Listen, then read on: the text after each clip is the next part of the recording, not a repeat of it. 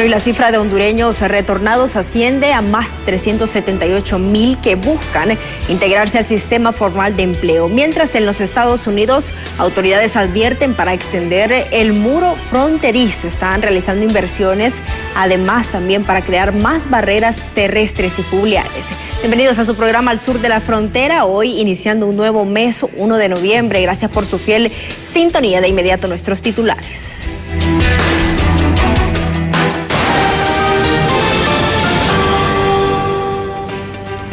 Titulares al sur de la frontera. 70% de los retornados en Honduras luchan por un empleo digno. Más de 378,000 votantes podrán ejercer el sufragio en 12 ciudades de los Estados Unidos. Lanzan operativo River Wall, que busca reforzar la vigilancia y control fronterizo. Comisión Internacional de Derechos Humanos otorga medidas cautelares a 10 personas detenidas en Nicaragua.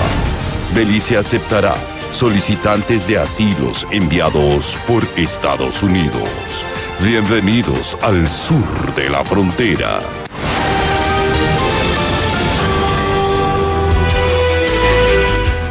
De lleno con las informaciones en esta tarde-noche, y es que debido a factores como la violencia, carencia de oportunidades laborales, escasa o nula, también atención en salud y educación, las autoridades de la Universidad Nacional Autónoma de Honduras resaltan que la población joven del país busca o sigue buscando migrar en busca de mejores oportunidades salariales y también subsistencia. Autoridades del Observatorio de Migración Internacional de la Universidad Nacional Autónoma de Honduras resaltan que existen 3 factores primordiales que inducen a los jóvenes para que migren de Honduras, tales como la carencia de empleo, falta de atención en salud, pésima educación, así como los homicidios y la violencia que afecta a jóvenes y adultos. Entonces, lo que hay que atacar primero son los factores. Uno, el tema de violencia. Ahora tenemos que mejorar las condiciones de seguridad de nuestros jóvenes, principalmente en las zonas urbanas, en los barrios.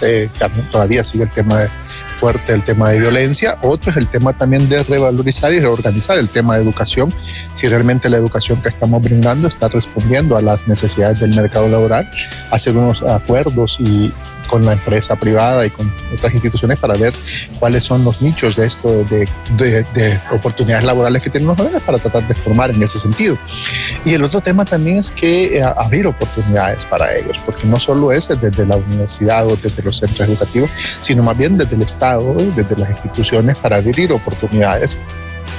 Migdonia Ayestas, la directora del Observatorio de la Violencia de la Universidad Nacional, menciona que el 40% de la población del país, de cada 100 habitantes, 40 jóvenes sufren atentados criminales o hechos de violencia. Y eso hace que en promedio son entre 40 y 45% las muertes violentas que son jóvenes, de 100, 45. Y eso es importante establecerlo porque el rostro de la violencia se evidencia en mujeres, en niñas y en jóvenes hombres. Es decir, que son los que viven en contexto de vulnerabilidad, porque ahí el control del territorio, el control social, territorial, es una de las principales preocupaciones en las zonas. Y desde el estado de Zacatecas, en México, el cónsul hondureño Juan Carlos Hernández menciona que el gobierno de la presidenta Claudia Sheinbaum ha girado instrucciones para ofrecer oportunidades laborales y de ciudadanía a los hondureños que deseen trabajar en el país azteca. Hemos recibido la encomienda puntual de la vigilancia de la protección de los derechos del connacional. En ese sentido, la presidenta del país receptor, la ingeniera Claudia Sheinbaum Pardo, ha expresado puntualmente que se les da estas condiciones para regularizar la situación de centroamericanos, puntualmente hondureños, que se encuentran acá y que quieren optar a un empleo, y eso pues nos consta porque sí, el Instituto Nacional de Migración de México y las otras entidades relacionadas hacen esfuerzos para que se pueda regularizar la situación con un establecimiento laboral de tipo formal por parte de los compatriotas. Estas autoridades mencionan que factores como la violencia, la falta de oportunidades, la carencia de un empleo, así como una calidad educativa y de salud, pertinentes son los factores que están influyendo para que muchos hondureños y hondureñas, sobre todo jóvenes, busquen migrar del país. Con cámaras de Walter Pérez, les informa César Euseda. Y cifras anunciadas por las autoridades hondureñas sobre la mejora en los índices de pobreza y también en la economía podría influir en la renovación del TPS que ampara a más de 50,000 hondureños, explican expertos.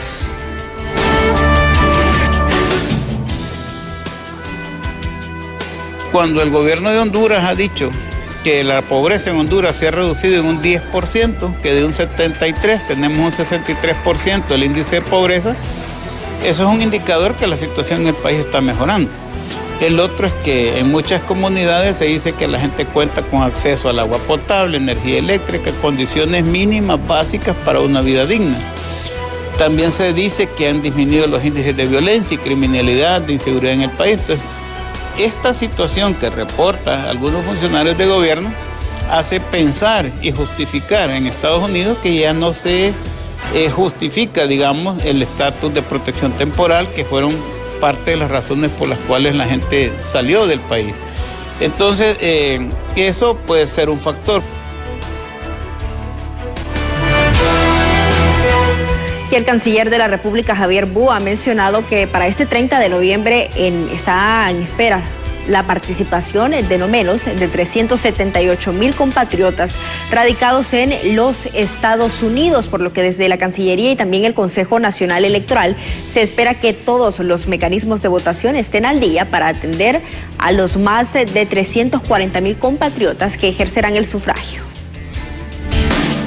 Ustedes saben, se anunciaron, creo que son 12 ciudades, ¿verdad? Si no me equivoco, 12 ciudades anunció el CNE.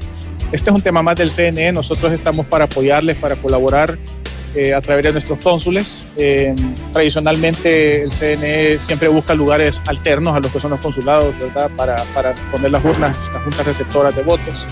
Esto se va a llevar a cabo en Estados Unidos ahorita de una forma, pues esperamos, ¿verdad? Que más mayor a otros años, porque documentamos muchos hondureños en el exterior. El censo creo que anda arriba de los 348,000 por ahí. Según lo que publicó el CNE. Entonces, vamos a ver qué sucede, ¿verdad? Ustedes saben la situación que se vive en Estados Unidos con nuestros migrantes irregulares de estatus. Entonces, esperamos ahí resultados mixtos, pero la gente sabemos que quiere votar, ¿verdad? Ejerce su derecho a votación. Yo, pues, conozco bastante bien cómo trabaja el gobierno actual de Estados Unidos y estoy en mucha comunicación con el gobierno. Colaboramos en seguridad, en defensa, colaboramos en migración.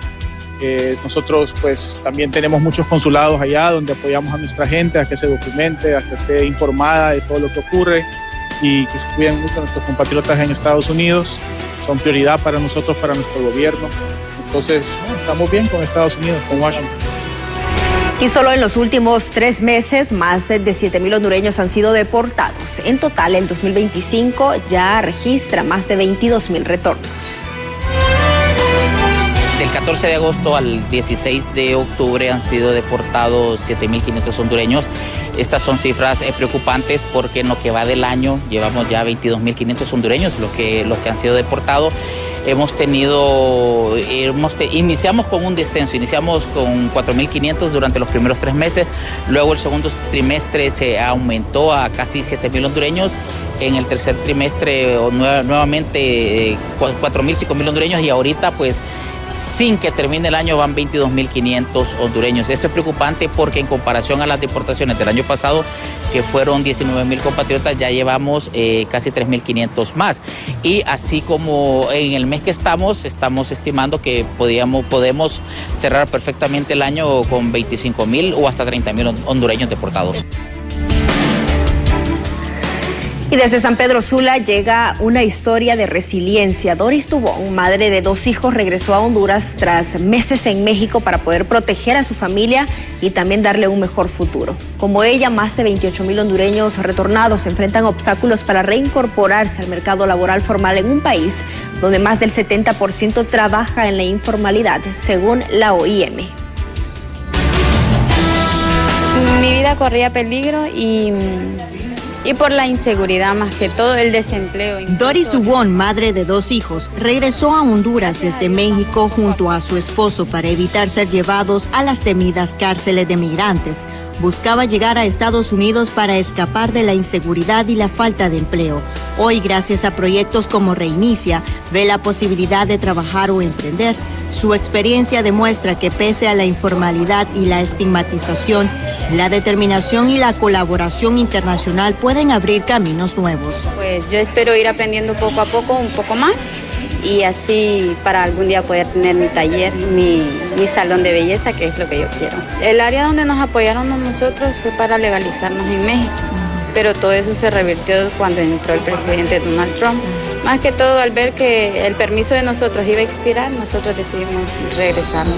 Pero su historia es solo una entre miles. Más del 70% de los hondureños trabajan en la informalidad y solo el 41% de las mujeres tienen acceso al empleo formal. La educación limitada, la falta de documentos y el estigma hacia los retornados dificulta su reintegración. Los factores, ¿verdad? Por ejemplo, el tema de la educación. Honduras, de forma general, es un país donde la educación es digamos, hasta 7.4, o sea que la gran mayoría de hondureños solo llegó hasta 8º grado de manera incompleta, o sea, no terminaron 8º grado, y eso se repite también en la población migrante, ¿verdad? Limitantes también es la expectativa salarial, ¿verdad? Que actualmente nuestra economía es bastante informal. Un tema muy importante es la estigmatización, ¿verdad? Hay un dogma o un paradigma en ese tema de que se piensa que la gran mayoría de personas que han retornado por la información en medios de Estados Unidos, por las políticas de Donald Trump, que son personas con antecedentes penales o que han cometido faltas graves. Esas personas que han cometido faltas no equivalen ni a un 10% del total de personas que han retornado. Aún así, la esperanza no se extingue. Esta semana, 40 mujeres lograron graduarse de talleres de formación laboral gracias a programas que buscan reinsertar a los retornados en la economía del país. Y ahora, en 2026, entrará el siguiente grupo también que se va a formar de mujeres migrantes retornadas. Y bueno, ya hay bastantes insertadas. De este primer grupo, el 50% ya tiene empleo. De 10 millones de habitantes del país, un 40% vive en pobreza extrema y 3.6 millones dependen de salarios precarios o empleos sin garantías. Estos nuevos números evidencian la urgencia de reforzar los programas de reintegración laboral y económica, especialmente para las mujeres. En cámara de Carlos Montes para Impacto BTV les informó Cristina Escobar.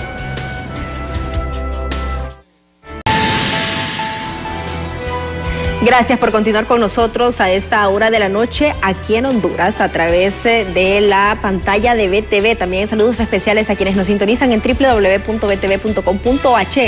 y saludos especiales también a quienes nos ven a través de Telecentro Miami en los Estados Unidos.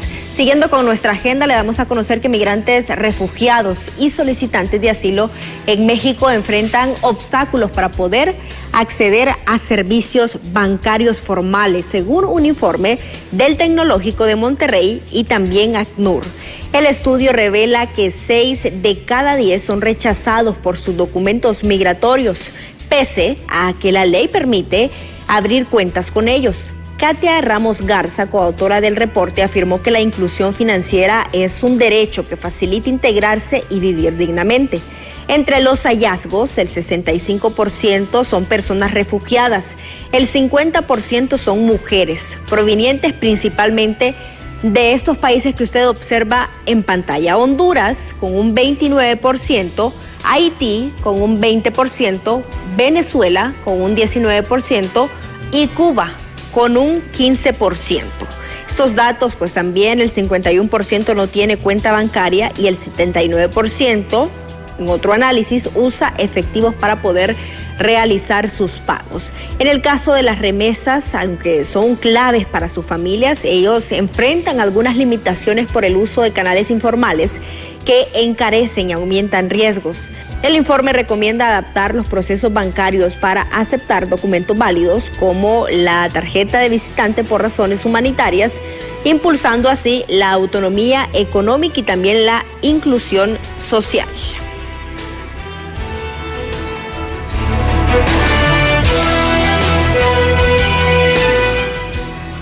Y siguiendo con las informaciones, son más de 1,000 extranjeros irregulares los que han sido expulsados de enero a la fecha, así lo revelan datos migratorios.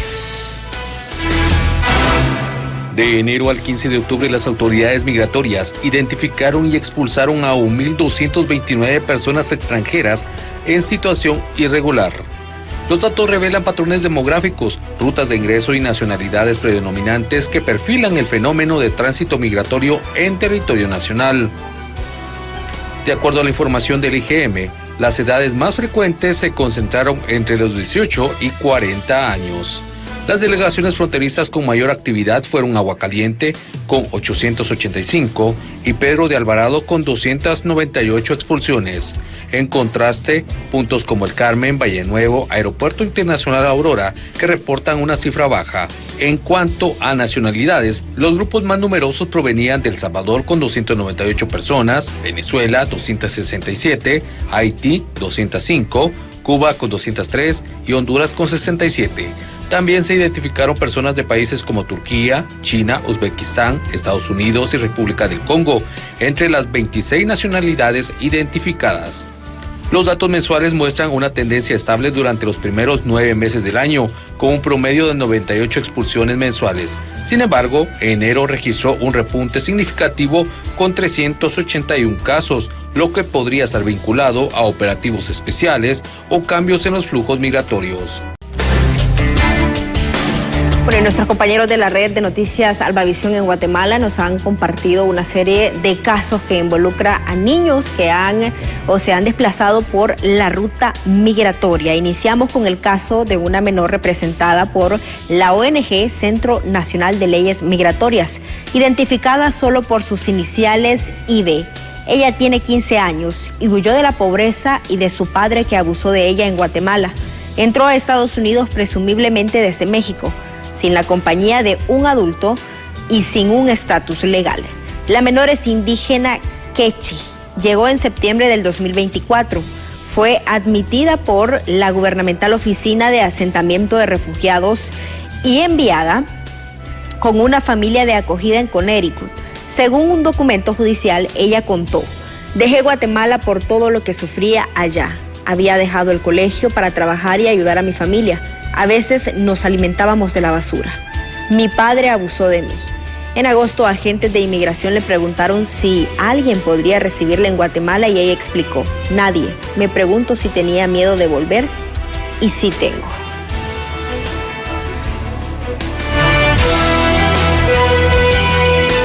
Y en otro caso sensible, una menor de 17 años identificada por sus iniciales FOIP.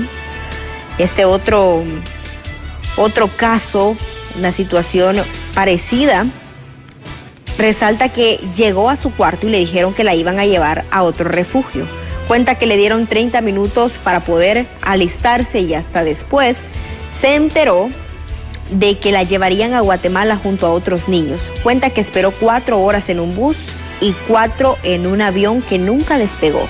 Algunos niños tuvieron pánico, luego volvieron a los refugios.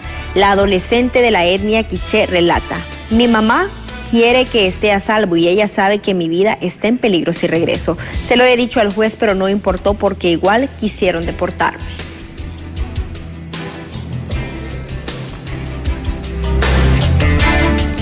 Y otra menor de la etnia Man, identificada únicamente como MALR, dijo que el 29 de agosto, en esta fecha, un juez le dijo que su nombre estaba en la lista de niños que querían volver a Guatemala, pero ella no desea hacerlo. Cuando fue sacada de su familia de acogida para llevarla al aeropuerto, se sintió mal, tuvo fiebre y casi vomitó en el bus. Tras la frustrada deportación, fue enviada a un albergue. Ella huyó de Guatemala a los 15 años tras ser amenazada por un hombre con el que se negó a tener una relación.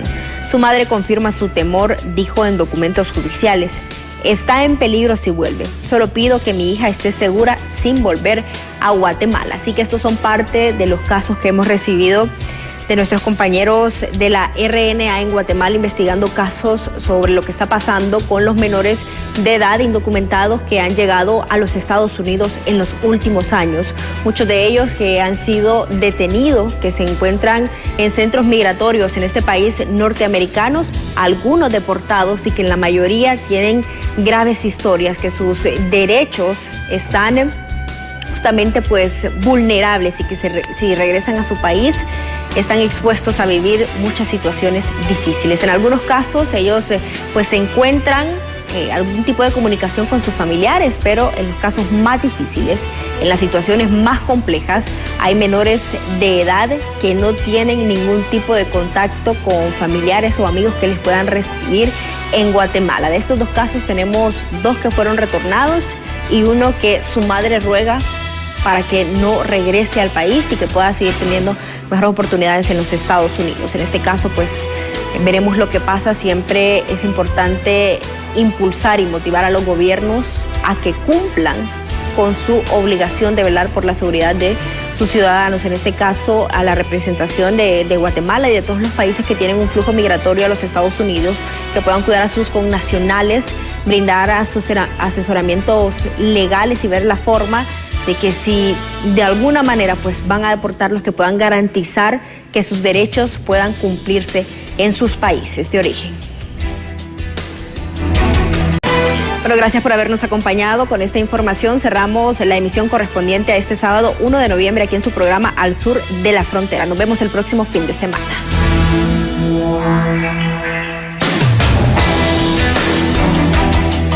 Nosotros seguimos con la agenda y de inmediato le damos a conocer que las masivas deportaciones están creando un efecto perjudicial en la salud mental de los inmigrantes. Las deportaciones que está ejecutando el gobierno en los Estados Unidos están impactando en la salud mental y nuestro compañero de la red de noticias Alba Visión, Ernesto Cornejo, nos ha preparado el reporte. Las deportaciones en Estados Unidos están generando crisis en la salud mental entre los inmigrantes.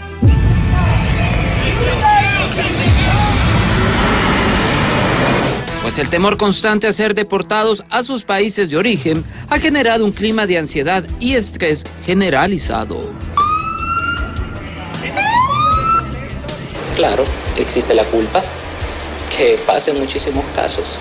Nos sentimos culpables de no lograr algo. Pero la pregunta sería, ¿realmente no lograste algo? ¿Realmente lo que pasaste no tuvo un significado para contigo o para con los demás? Lo que pasa es que tendemos a minimizar cuando no logramos algo que nos hemos proyectado. Pero no significa que no podamos nosotros alcanzar esa meta de alguna manera. Claramente, muchísimas personas tienden mejor a quedarse en la capital porque hay mayores oportunidades, hay mayores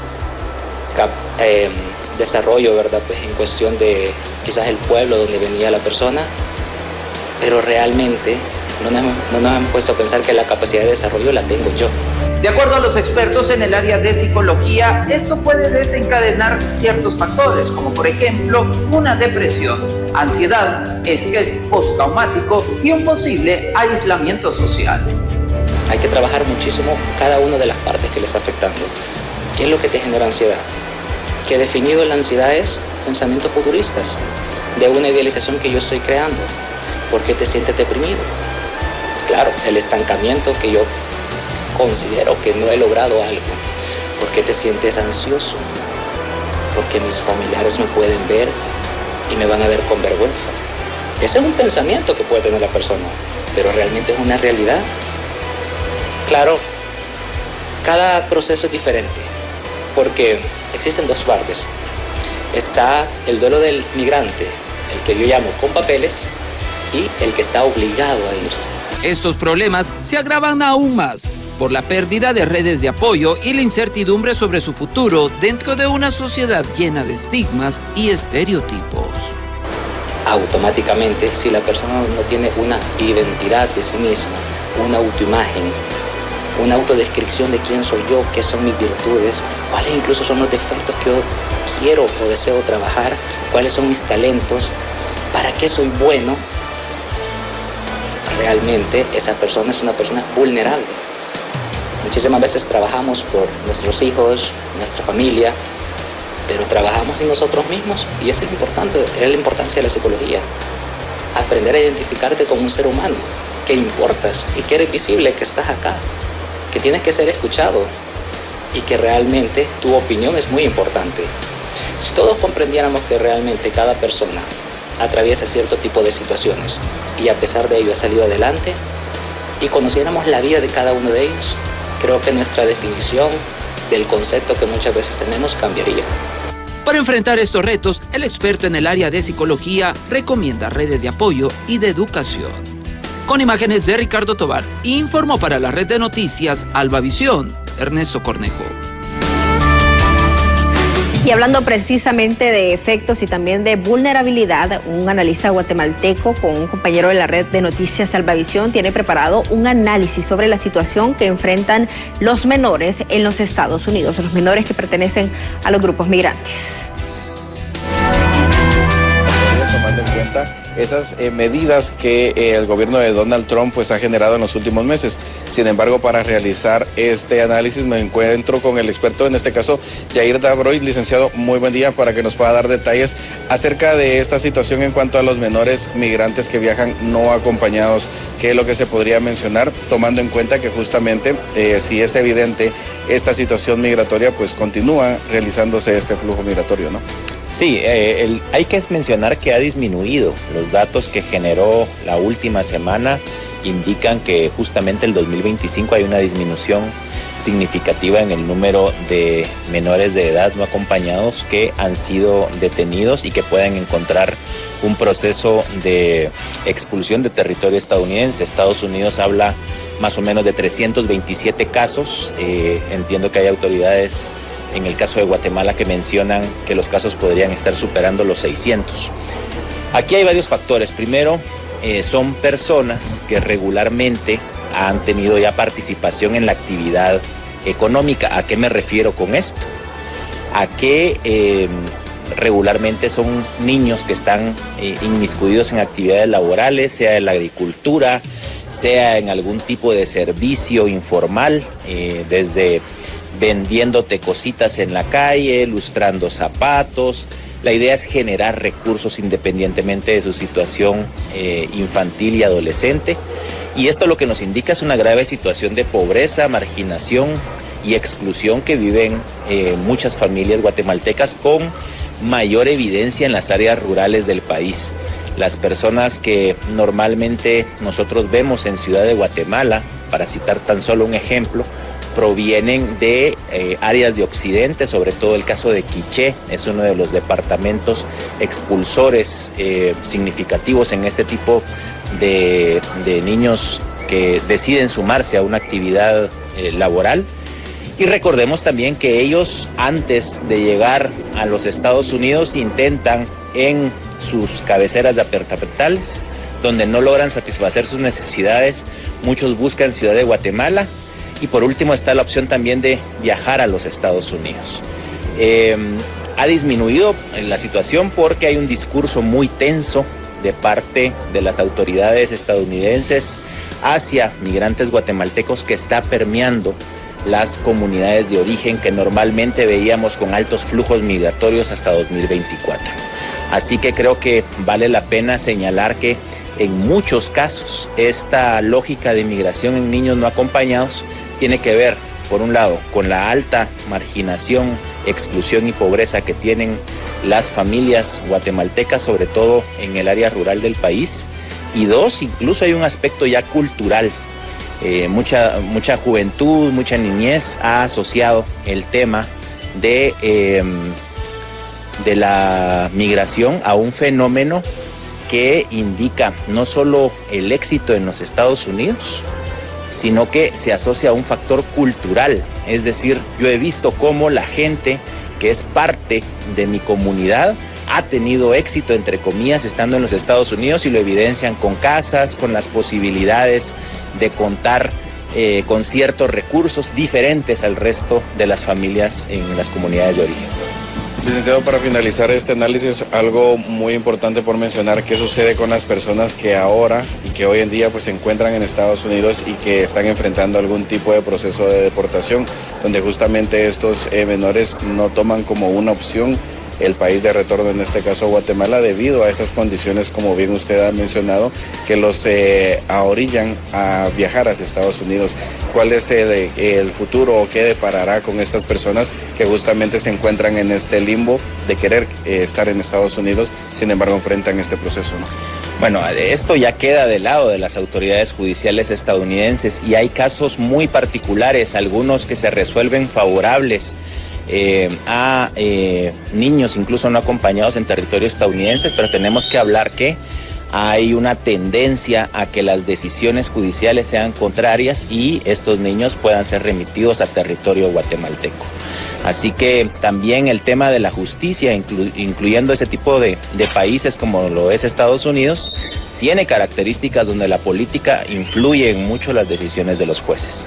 De acuerdo, muchas gracias, licenciado. Importante información en cuanto a la situación de los migrantes menores no acompañados, incluso esas personas que se encuentran en Estados Unidos y que hoy en día enfrentan un proceso también de deportación. Sin embargo, pues este es el análisis en torno a esta situación. Para el sur de la frontera, con imágenes de Eduardo Coco, soy Fernando Hernández.